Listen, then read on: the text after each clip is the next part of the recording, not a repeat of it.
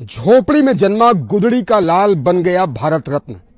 जी हां, हम बात कर रहे हैं भारत के पूर्व प्रधानमंत्री चौधरी चरण सिंह की। चौधरी चरण सिंह को केंद्र सरकार ने भारत रत्न की घोषणा की है।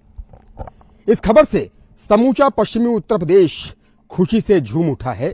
समूचा उत्तर प्रदेश और देश खुशी से झूम उठा है। न्यूज 18 की टीम इस वक्त मेरठ में है और समूचा पश्चिमी उत्तर प्रदेश का क्षेत्र चौधरी चरण सिंह के अनुयायियों से भरा पड़ा है। जिस गांव भी आप निकल जाइएगा वहां चौधरी चरण सिंह अमर रहे के जिंदाबाद के नारे इस वक्त लग रहे हैं।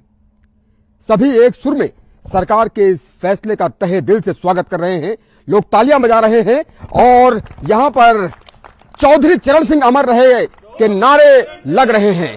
इन तस्वीरों में आप देखिए कि कैसे चौधरी चरण सिंह अमर रहे के नारे लग रहे हैं। जब तक सूरज चांद रहेगा चौधरी चरण सिंह जी का नाम रहेगा, यही नारे यहां पर लग रहे हैं और सभी बेहद खुश हैं और इस पल का वर्षों से दशकों से बेसब्री से इंतजार कर रहे थे। हर गांव में कमोवेश यही माहौल है। चौधरी चरण सिंह को भारत रत्न दिए जाने की घोषणा से सभी एक दूसरे को गुड़ खिलाकर यहां पर शुभकामनाएं दे रहे हैं। कहीं मिठाइयां बांटी जा रही हैं, कहीं लड्डू बांटे जा रहे हैं, कहीं गुड़ बांट करके चौधरी साहब को भारत रत्न दिए जाने की खुशी को सेलिब्रेट कर रहे हैं। भारत रत्न दिए जाने की खुशी को सेलिब्रेट कर रहे हैं। ये तस्वीरें अपने आप में बताती हैं कि चौधरी चरण सिंह का स्थान समूचे देश में क्या है और किस तरह से चौधरी चरण सिंह जी को लोग पूजते हैं। और यकीनन यहां पर चौपाल लगाकर लोग इस निर्णय का स्वागत करते हुए नजर आ रहे हैं और जब तक सूरज चांद रहेगा चौधरी साहब का नाम रहेगा, यही नारेबाजी यहां पर हो रही है। एक दूसरे को गुड़ खिलाई जा रहे हैं, मिठाइयां खिलाई जा रही हैं और सभी बेहद हर्षित हैं, प्रफुल्लित हैं कि आखिरकार वो दिन आ गया, वो लम्हा आ गया, वो क्षण आ गया जब चौधरी साहब को भारत रत्न दिए जाने की घोषणा हो गई है। हम कुछ लोगों से बात करते हैं और जानते हैं कि इस निर्णय को लेकर वो क्या कहेंगे, कितना खुश हैं और कैसे सेलिब्रेट कर रहे हैं। चौधरी साहब को भारत रत्न दिए जाने की घोषणा हो गई है। इस कदम को आप कितना महत्वपूर्ण कदम मानते हैं? गुदड़ी का लाल जो हापुड़ के एक छोटे से गांव में जन्मा और देश का प्रधानमंत्री बना, वो यकीनन भारत रत्न हमेशा से रहे हैं और अब जबकि मुहर लग गई है, कितनी खुशी हो रही है? बहुत खुशी की बात है और किसानों को इससे बड़ा सम्मान हो नहीं सकता। ये बहुत पुरानी मांग थी सभी किसानों की, जाति बिरादरी की नहीं, सभी जो भी किसी धर्म के लोग हो जो अपना खेती कल्याण है, चौधरी साहब ने सभी के लिए काम किया, तो सभी की बहुत दिन से मांग थी और किसी सरकार ने पूरी नहीं करी, खाली मोदी जी ने मांग पूरी करी। तो हम उनका सब लोग बहुत खुशी है और बहुत बहुत आभार जताते हैं इस बात के लिए। आप कह रहे हैं कि मोदी जी ने जिस तरह से ये निर्णय लिया है, जिस तरह से चौधरी साहब को भारत रत्न दिए जाने की घोषणा की है, मोदी सरकार ने ये घोषणा की है, इसकी अपेक्षा आप लोग वर्षों से कर रहे थे। आजाद हिंदुस्तान में हमेशा से ये मांग पश्चिमी उत्तर प्रदेश के लोग उठाते आए हैं कि आखिर चौधरी साहब को भारत रत्न दिए जाने की घोषणा होनी चाहिए। इस बार 5 लोगों को भारत रत्न दिए जाने की घोषणा की गई है। अगर हम बात करें कर्पूरी ठाकुर की, उनको भारत रत्न दिए जाने की घोषणा हुई। लाल कृष्ण आडवाणी को भारत रत्न दिए जाने की घोषणा हुई। पीवी नरसिम्हा राव को भारत रत्न दिए जाने की घोषणा हुई। चौधरी चरण सिंह को भारत रत्न दिए जाने की घोषणा हुई। तो यकीनन ये खबर बहुत सुखद एहसास कराती है कि वो व्यक्ति जो मिट्टी से जुड़ा रहा, वो व्यक्ति जो बुनियाद से जुड़ा रहा, लोगों की समस्याओं को उठाता रहा और एक छोटे से गांव से निकलकर देश के प्रधानमंत्री बने और अब भारत रत्न जैसी उपाधि उनको मिलने जा रही है। कितनी खुशी है, दिल कितना बाग बाग हो गया है। बहुत खुशी है, बहुत खुशी है। कैसे याद करते हैं चौधरी चरण सिंह जी को? इस अवसर पर कैसे याद करते हैं और क्या कहना चाहेंगे? उनकी तमाम यादें हैं, तमाम किस्से हैं। जब हम पुराने लोगों से मिलते हैं तो तमाम किस्से सुनाते हैं कि चौधरी साहब ऐसे थे, चौधरी साहब ये कहते थे। चौधरी साहब तो कभी कभी ये भी कहा करते थे कि अब गन्ना मेरे यही टोपी बची है, यही भी यहाँ भी गन्ना उगा लो, ये भी उनके बारे में कहा जाता है। और तमाम तरीके के लोग जो बातें करते रहते हैं, भगवान का दर्जा देते हैं। हर किसी भी किसान के घर में आप चले जाओ, चौधरी साहब की फोटो भगवान जी के बराबर लगी होगी। तो भगवान का दर्जा उन्हें है, किसान के जो कोई गांव में रहता है ना, उन्हें कोई भी हर किसान हो भगवान का दर्जा देता है, भगवान का दर्जा दिया जाता है। और क्या कहना चाहेंगे आप बताइए, क्या कहेंगे? कितनी खुशी मिल रही है इस निर्णय से? और इस निर्णय की बहु प्रतीक्षा थी, वर्षों से प्रतीक्षा की जा रही थी। आजाद हिंदुस्तान में इसकी प्रतीक्षा की जा रही थी। उस दौर में जब हम जाते हैं जब 1967 में मुख्यमंत्री बने चौधरी साहब और उसके बाद फिर देश के प्रधानमंत्री बने तो यकीनन आखिरकार वो सपना पूरा हुआ और जिसकी हमेशा से मांग रही वो मांग पूरी हुई। हिंदुस्तान के किसान और मजदूर दो वर्ग ऐसे थे जो हमेशा से दबे कुचले थे। चौधरी साहब ने इसी वर्ग को रिप्रेजेंट किया और आज उसका परिणाम हमारे सामने है। सालों से हमारी ये मांग थी, हर पार्टी कर रही थी, लेकिन मोदी जी ने हमें जो ये दिया है, खुशी दी है, इस खुशी का हम आपको अंदाजा नहीं है। जाट बिरादरी से चौधरी साहब ताल्लुक रखते रहे और लगातार, लेकिन वो जातिवादी कभी नहीं रहे। हमेशा से उनके बारे में जो हम लोग पढ़ते आए हैं, जानते आए हैं, वो यही है कि चौधरी साहब ने कभी जातिवाद की बात नहीं की। चौधरी साहब जैसी शख्सियत को ऐसा सम्मान मिलना बहुत पहले मिल जाना चाहिए था और सरकारों ने उपेक्षा की, लेकिन मोदी सरकार ने इस पर मुहर लगाई तो डेफिनेटली सभी बेहद खुश है। और राष्ट्रीय लोकदल के प्रमुख जयंत चौधरी जी ने तो यहां तक कह दिया कि भाई इससे बड़ी खुशी और हो नहीं सकती और अब किस मुंह से इंकार करें। क्या कहना चाहेंगे आप इस निर्णय को लेकर और अब जाट समाज क्या सोच रहा है, कितना गौरवान्वित महसूस कर रहा है? जाट समाज नहीं, सभी किसान इस बात को लेकर बहुत खुश हैं और मोदी जी को सभी लोग आभार भी व्यक्त कर रहे हैं कि भाई उन्होंने आज तक देश में कुल 53 भारत रत्न मिले हैं, तो 53 लोगों में एक किसान मसीहा भी अब शामिल हो गए हैं, तो बहुत बहुत आभार व्यक्त कर रहे हैं और सब लोग बहुत खुश हैं। कैसे याद करते हैं चौधरी साहब को, याद कैसे करते हैं? कोई किस्सा, कोई कहानी कोई याद आती है कि कैसे वो जमीन से उठे, एक छोटे से गांव के रहने वाले और इस मुकाम तक वो पहुंचे, देश के प्रधानमंत्री बने और सभी का दिल उन्होंने जीता, किसानों के मसीहा के तौर पर उनको जाना जाता है। कैसे याद करते हैं चौधरी साहब को? हम लोगों से तो काफी पहली बातें हैं खैर चौधरी साहब की, पर हम लोगों ने सुना है कि किसानों को उनका जो जमीनों का मालिक बनाया वो भी चौधरी साहब ने बनाया। पहले सब लोग जमीनों पे जमींदारों के पास थी बड़े बड़े और सब लोग उनमें काश्तकारी करते, खेती करते थे, लेकिन सब जमीनों का मालिक चौधरी चरण सिंह जी ने अपने टाइम पे बनाया। सब किसानों को जो जिस जमीन को बोरा था वो उसका मालिक बना। सरकार के फैसले का आप स्वागत करते हैं कि बहुत शानदार निर्णय है ये, क्या कहेंगे आप? कितना शानदार निर्णय ये है। तमाम सरकारें आई गई, न जाने कितने लोग बस बात करते रहे किसानों की, लेकिन चौधरी साहब को भारत रत्न दिए जाने की घोषणा वो नहीं कर पाए। और अब जबकि मोदी सरकार ने इसकी घोषणा की है तो इससे बड़ा फैसला किसानों के हित में हो नहीं सकता, क्या कहेंगे? हम मुस्लिम लोग हैं, मेरा नाम जाहिद रफी है, जाहिद रफी सिवाया है, और हम मुस्लिमों में इतनी खुशी है, हमने रात भी अपने घर पे मिठाइयाँ बांटी थी। और ये नहीं कि कोई खुश नहीं है, सारे बिरादरी के लोग खुश हैं। और जो छोटे लोग हैं, बड़े लोग हैं, गरीब हैं, अमीर हैं, और सबसे ज्यादा मुस्लिम लोग बहुत ज्यादा खुश हैं। हमें अपना पता है जी। तो आप बहुत खुश हैं कि इस निर्णय का आप स्वागत करते हैं, तालियां बजाते हैं सरकार के लिए। आप सभी लोग यहाँ तालियां बजाते हुए नजर आ रहे हैं कि सरकार का जो फैसला है वो फैसला यकीनन मील का पत्थर वाला फैसला है। आगे बढ़ेंगे और कुछ और लोगों को दिखाएंगे कि किस तरह से लोग सेलिब्रेट कर रहे हैं। गुड़ बांटा जा रहा है, एक दूसरे को गुड़ खिला करके यहाँ पर मिठाइयाँ खिलाई जा रही हैं। आप देखिए कि कैसे यहाँ पर गुड़ खिला करके सेलिब्रेट कर रहे हैं। आप क्या कहेंगे? चौधरी साहब को भारत रत्न दिए जाने की घोषणा करना कितना बड़ा फैसला है और पश्चिमी उत्तर प्रदेश की सियासत कितनी बदलने वाली है इस फैसले से? चौधरी साहब उत्तर प्रदेश की रीढ़ थी और भारत के प्रधानमंत्री रहे, और चौधरी साहब एक ऐसे व्यक्ति थे जिनके चरित्र पे और जिनकी कार्यशैली पे कोई भी दुनिया में उंगली उठा सकता। और चौधरी साहब ने किसानों की लड़ाई लड़ी और सच्ची लड़ाई लड़ी और किसानों को जमीनों का हक दिलवाया और किसानों को जमीन दिलवाई। और चौधरी साहब ने लड़ाई लड़ते लड़ते और प्रधानमंत्री की कुर्सी भी पाई। लेकिन चौधरी साहब इतने एंठू भी थे कि अगर कोई बात उनके खिलाफ हो गई और कोई उन्हें समझ में नहीं आया, कोई उन्हें बरगलावा था, तो वो इस्तीफा तुरंत फेंक देते। तो कड़क भी थे और ईमानदार भी थे, है ना, और पढ़े लिखे आदमी थे, उन्होंने किताबें भी लिखी। और चौधरी साहब का जो ये भारत रत्न का जो दर्जा अभी इन्हें मिला है, ये तो इन्हें बहुत पहले मिलना चाहिए था। वो तो भारत रत्न जिस दिन से राजनीति में उस दिन से ही थे। आपको क्या लगता है कि जितनी सरकारें आई गई उपेक्षा करती रही, इस निर्णय को लेने के लिए दिल से तैयार नहीं थी? मोदी सरकार ने ये करके दिखा दिया, ये फैसला करके दिखा दिया। तो पश्चिमी उत्तर प्रदेश की सियासत इस फैसले से कितना बदलने वाली है इस मिशन 2024 में? भैया चौधरी साहब की जो इन्हें भारत रत्न दिया है, इससे 25% को छोड़ के 75% आदमी और बिरादरी के भी इससे वो खुश हैं और 75% आदमी मिलेंगे, इसे बदलेंगे।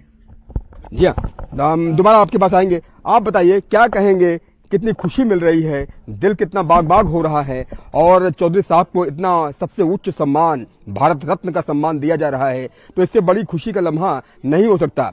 और पश्चिमी उत्तर प्रदेश की सियासत कह सकते हैं कि चौधरी साहब के इर्द गिर्द घूमती है।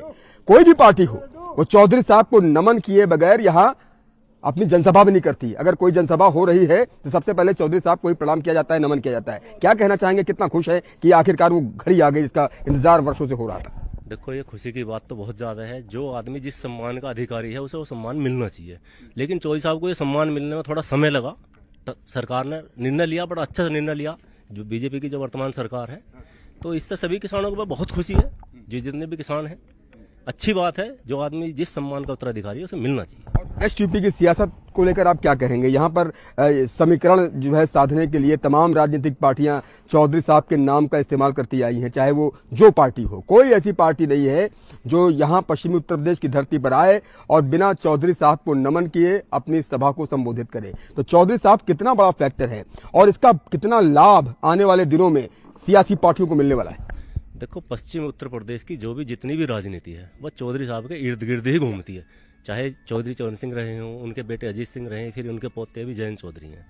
तो जब तक इनको कोई भी पार्टी सियासत, जो पार्टी सत्ता में है, इनको अगर साइड में करके सत्ता में रहना चाहेगी तो कभी रह नहीं पाएगी। तो इनको साथ में लेना तो बहुत ही जरूरी पड़ेगा इनको। तो कांग्रेस को लेकर आप क्या सोचते हैं कि कांग्रेस इतनी बार रही केंद्र में सरकार, कांग्रेस ने बनाई, लेकिन इस निर्णय को कांग्रेस नहीं ले पाई। मोदी सरकार आई और निर्णय ले लिया। तो मोदी सरकार को आप कितना धन्यवाद देते हैं इस विषय को लेकर के, और कितना दूरगामी फैसला है, कितना दूरदर्शिता वाला फैसला है और कितना बड़ा फैसला है? देखो, कांग्रेस ने ये सम्मान चौधरी साहब को नहीं दिया तो उन्होंने उसका परिणाम भुगता, बिल्कुल साफ ही होगी। ठीक है ना? अगर बीजेपी सरकार ने ये निर्णय लिया है तो इसका परिणाम भी मिलेंगे, अच्छे मिलेंगे पूरे समाज में, जाट समाज में, पूरे में समुदाय में जो भी किसान है, इससे पूरा उत्साहित है। बहुत अच्छा फैसला है। क्या इस बार चुनाव, खासतौर से पश्चिमी उत्तर प्रदेश की जो 14 लोकसभा सीटें हैं, वो एक पार्टी को ही मिलने वाली हैं और जो है सुपड़ा साफ होने वाला विपक्ष का इस तरफ? देखो, चुनाव तो पूरा का पूरा अभी पूरा बदल ही गया है पश्चिम यूपी का। अभी तो पूरा चुनाव जो है जिसकी झोली में जा लिया है उनकी में, जयंत चौधरी के पास में है अभी भी। ठीक है नहीं? जयंत चौधरी जी ने कहा कि भाई अब किस मुंह से इनकार करें। उन्होंने कहा कि भाई अब प्रधानमंत्री जी ने तो दिल जीत लिया, इन शब्दों का इस्तेमाल किया, तो अब कोई वजह नहीं बनती कि इनकार करें। यानी गठबंधन बिल्कुल फाइनल है, आरएलडी एनडीए में शामिल हो रही है। तो यानी निश्चित तौर पर जो है इस फैसले से हर व्यक्ति, हर गांव का एक एक व्यक्ति इस वक्त खुश है पश्चिमी उत्तर प्रदेश में, और वो चाहता है कि इस गठबंधन में आरएलडी जो है गठबंधन में शामिल हो और जीत करके एक नया इतिहास रचे। देखो, हम जाट समुदाय के लोग हैं, हमारे बुजुर्गों का कोई अगर अपमान करेगा ना, देखो जी, उसका दंड तो मिलेगा। और अगर कोई सम्मान करेगा तो उसे हम सिर पे बैठाएंगे अपने में। ठीक है नहीं? हम सम्मान दें, हमें सम्मान देगा तो हम बिल्कुल सम्मान देंगे। तो जयंत साहब कैसे मना कर सकेंगे जी सम्मान देने से? हमें कोई सम्मान देगा तो हम सिर पर बैठाएंगे, ये आपने कहा। और यकीनन गुड़ लिए हुए आप बैठे हैं और एक दूसरे का मुंह मीठा करा रहे हैं। आपसे पहले भी वार्ता मेरी होती रही है और आप मुखर होकर के बोलते रहे हैं। इस फैसले को लेकर आप क्या कहेंगे? ये कितना शानदार फैसला है और चौधरी साहब को सम्मान, देश को सम्मान है। नहीं, सम्मान की बात है, लेकिन मैं तो ये कहूँगा देर आए दुरुस्त आए। जो सम्मान शायद मोदी जी को आने सत्ता में आते ही दे देना चाहिए था, लेकिन चलो थोड़े दिन बाद दिया, अच्छी बड़ी अच्छी बात है। और मैं एक बात और कहना चाहूँगा, आप जो है चौधरी साहब को पश्चिमी उत्तर प्रदेश का नेता बता रहे हैं। नहीं, मैं तो ये कहता हूं कि पश्चिमी उत्तर प्रदेश की सियासत, मतलब अगर कोई भी पार्टी आती है, चौधरी साहब तो पूरे देश के मसीहा हैं और किसानों के मसीहा हैं, और उनके लिए तो मैं लगातार यही कहता रहता हूं। लेकिन जिस तरह से चौधरी साहब, क्योंकि पश्चिमी उत्तर प्रदेश के रहने वाले हैं, लेकिन जो जुड़ाव पश्चिमी उत्तर प्रदेश के लोगों को है चौधरी साहब से, वो सबसे ज्यादा है, उसकी तो कोई तुलना ही नहीं हो सकती। मैं ये कह रहा हूँ, सरदार वल्लभ भाई पटेल के बाद यदि देश का कोई किसान नेता है तो चौधरी चरण सिंह। ठीक है? और आप उन्हें किसान नेता की बात याद रखते हैं, मैं उन्हें एक बेहतर इकोनॉमिस्ट के नाते भी याद रखता हूँ। वो इकोनॉमिकली जो उनका कहना था कि देश की खुशहाली का रास्ता खेत और खलिहानों से होकर गुजरता है। और हमारे यहाँ मेरठ में सीसीएस यूनिवर्सिटी में उनके अर्थशास्त्र का पूरे 4 चैप्टर हैं और 10 से 11 किताबें हैं जिन पे पीएचडी भी हुई है। तो मैं कहता हूँ अगर उनके अर्थशास्त्र को भी पढ़ाया जाए और शायद हमारे देश के वित्त मंत्री उस अर्थशास्त्र को पढ़ें कि देश की अर्थव्यवस्था किस तरीके से आगे बढ़ेगी, तो शायद देश को अधिक लाभ होगा। बहुत अच्छी बात आपने कही कि चौधरी साहब इकोनॉमिस्ट भी हैं और कैसे जो है उन पर रिसर्चेस, तमाम तरीके की रिसर्चेस हुई हैं। आज भी जो है कई चैप्टर्स हैं जो चौधरी साहब की दूरदर्शिता, जो वित्त को लेकर के उनकी दूरदर्शिता थी, वो दर्शाती है। आप क्या मानते हैं कि वेस्ट यूपी की सियासत इससे कितना मोड़ लेने वाली है और क्या ये सबसे बड़ा मास्टर स्ट्रोक है केंद्र सरकार का? आज की स्थिति में तो है मास्टर स्ट्रोक, आज की स्थिति में है, लेकिन मैं तो ये कहूंगा कि ये तो सम्मान मिला, बड़ी अच्छी बात है, लेकिन चौधरी साहब की जो नीतियां हैं, यदि सरकार उन नीतियों पर की पालन करे तो शायद हो सकता है मोदी जी जब तक जीवित हैं तब तक मोदी प्रधानमंत्री रहे। अच्छा, आपको क्या लगता है कि क्या विपक्ष के सारे फील्डर्स, हम मास्टर स्ट्रोक और फील्डिंग की बात कर रहे हैं, जो विपक्ष की फील्डिंग है वो फील्डिंग पूरी ध्वस्त हो गई है, अब कोई फील्डिंग बची नहीं है क्या? साफ हो गया मैदान पूरा? विपक्ष के पास मुद्दे हैं, उन्हें उठा नहीं पाता। अच्छा, वो उठा नहीं पाता। मुद्दे उठाने से पहले मोदी जी सब कैच कर ले हैं, उनके सब तो जो है बैट्समैन आउट हो रहे हैं, रन आउट भी हो रहे हैं, कुछ रन आउट आ रहे हैं, कुछ हिट विकेट हो रहे हैं। अच्छा, हाँ, कुछ रन आउट हो रहे हैं, कुछ हिट विकेट हो रहे हैं, कोई टिक नहीं पा रहा है, और क्रीज पर टिकने का तो सवाल ही नहीं हो गया। ना ना है ही नहीं ऐसा। बीच बीच में जब आपसे बात होती रही तो आप लोग, भाई मुद्दे तो तमाम हैं ही, चाहे वो बेरोजगारी का मुद्दा हो, आप लोग उठाते रहे, महंगाई का मुद्दा हो, तमाम अन्य मुद्दे हैं। उन मुद्दों को लेकर के जिस तरह से आप लोग हमेशा मुखर होते रहे, अब जबकि एनडीए में शामिल हो जाएगी आरएलडी, मुद्दे बरकरार रहेंगे? देखिए, जो किसान के मुद्दे हैं वो तो अभी भी हैं, यदि उन पे काम किया जाए तो किसान सहमत होगा। भाई एमएसपी का मुद्दा है, एमएसपी गारंटी का मुद्दा है, वो अभी तक उस पर कुछ नहीं हुआ, कमेटी बनी हुई है, वही कमेटी का हुआ है, तो उस पर कुछ हो तो आगे बात बढ़ेगी। फिर फसलों के वाजिब मूल्य वाली बात है, वो घोषित, अभी तक क्या है 10 से 12 फसलों के एमएसपी घोषित होते हैं, वो भी नहीं मिलते। 6% फसलों का प्रोक्योरमेंट होता है, 94% मंडियों में जाती है। क्या कहना चाहेंगे चौधरी साहब, जैन जी, छोटे चौधरी, जाए जरूर एनडीए में, लेकिन मुद्दे हमेशा उठाते रहे? मेरा कहना यही है, जैन चौधरी चले गए, अच्छी बात है, लेकिन अपने मुद्दे उठाएं और मुद्दों पे दबाव बनाएं सरकार पे। सरकार के अंदर है कि सरकार पे दबाव बनाए, ये ना कि सरकार के दबाव में आ जाए और किसानों की बात भूल जाएं। कोई ऐसा वाकया आपको याद आता है चौधरी साहब से जुड़ा हुआ, कहीं पढ़ा हो कि चौधरी साहब ने ये कहा था, चौधरी साहब ने ये कहा था, और अब जबकि चौधरी साहब को भारत रत्न देने की घोषणा हो गई है, ये सबसे बड़ा सम्मान मिल गया है, भारत के जो 53 रत्न हैं उन रत्नों में चौधरी साहब का नाम शामिल हो गया है, तो दिल तो खुश है ही, हर व्यक्ति खुश है कि किसानों के मसीहा को सबसे बड़ा सम्मान मिला है। कोई ऐसा वाकया आपको याद आता है, या फिर क्या कहना चाहेंगे इस विषय को लेकर के भारत रत्न की उपाधि मिली है? काफी खुश है सर, बहुत खुश। आप क्या कहेंगे? हम बहुत खुश हैं और मोदी जी का धन्यवाद करते हैं और मोदी जी के साथ। तालियां बजाकर एक बार फिर से जरा स्वागत कर दीजिए कि किस तरह से लोग यहाँ पर तालियां बजा रहे हैं, गुड़ बांट रहे हैं और तरह तरह से सेलिब्रेट कर रहे हैं इस अवसर को कि यहाँ पर लोग जब तक सूरज चांद रहेगा चौधरी साहब का नाम रहेगा, यही कहते हुए नजर आ रहे हैं। आप क्या कहना चाह रहे थे? आप चौधरी साहब से जुड़ा हुआ कोई किस्सा सुनना चाहेंगे? कुछ आपने पढ़ा हो कहीं, या फिर कुछ ऐसा लगता हो कि चौधरी साहब ऐसे नेता थे, और क्योंकि जमीन से जुड़ी हुई बात है, और जब जमीन से जुड़ा हुआ कोई व्यक्ति इस शिखर तक पहुंचता है तो अंदर से खुशी होती है, हर व्यक्ति को खुशी होती है। इसलिए अब चौधरी साहब की खुशी जो है चहुं ओर है, हर व्यक्ति खुश है, एक मजदूर भी खुश है जो फावड़ा चलाता है, और एक अर्थशास्त्री भी खुश है जो तमाम विश्लेषण करता है। तो इसलिए जो चौधरी साहब की शख्सियत है ये बिल्कुल अलग हो जाती है, क्योंकि जब आम व्यक्ति देश की सर्वोच्च कुर्सी तक पहुंचता है और देश का सर्वोच्च सम्मान मिलता है तो वो खुशी, उसकी तुलना किसी और से हो ही नहीं सकती। चौधरी साहब, हमारा एज काफी गैप था, जब से हम राजनीति में या जब आना जाना हमने शुरू किया, हमारे बड़ों ने हमें समझाया। चौधरी साहब से हमारी रूबरू कोई मुलाकात नहीं, पर हमारे बड़ों में मैंने जैसे बताया, हर किसान के घर में उनकी फोटो है, और बड़े बुजुर्ग हमेशा बताते रहे भाई चौधरी साहब कैसे आते थे, छोटा सा वो माइक होता था और गांव में आते थे। हमारे यहाँ जैसे दुराल गांव में पिताजी, हमारे पापा वगैरह ने उन्हें देखा, पिताजी ने, हमने तो देखा, बाबा जी ने देखा, बाबा जी ने उनके साथ कुछ काम भी करा, स्वतंत्र सेनानी बाबा जी रहे नरेंद्र शास्त्री हमारे, तो वो भी उनके साथ वो रहे, वो कहते थे जाते थे, उन्हें ये नहीं था कि बड़ी बड़ी मीटिंग है, वो जाते थे 10-20 किसानों के साथ में, बीच में छोटा माइक लेके बात रखते थे। पहले गांव ऐसे ही नहीं इतना बड़ा उनका इकट्ठा हुआ, थोड़े छोटे गांवों में जाके उनके विचार लोगों ने सुने, तभी सब इतने लोग जुड़े।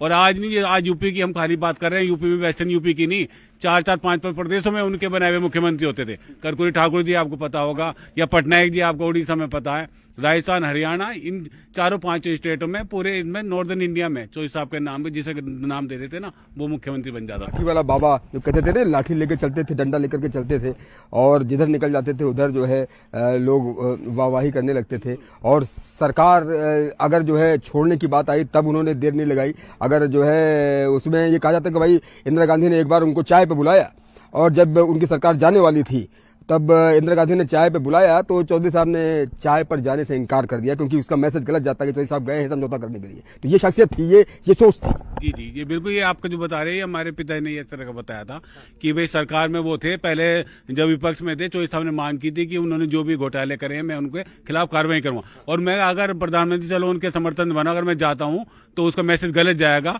तो वो इतने वो थे, उनके यहाँ पे गए नहीं, चाहे वो सरकार चलेगी पर वो नहीं गए। चौधरी साहब हमेशा ईमानदारी से कभी समझौता नहीं किया, किसानों की बात पे कभी समझौता नहीं किया, चाहे उन्होंने कितने इस्तीफा देना पड़ेगा, उन्हें उसकी लालच नहीं रहा। तो आज इसलिए तो सब लोग याद करते हैं।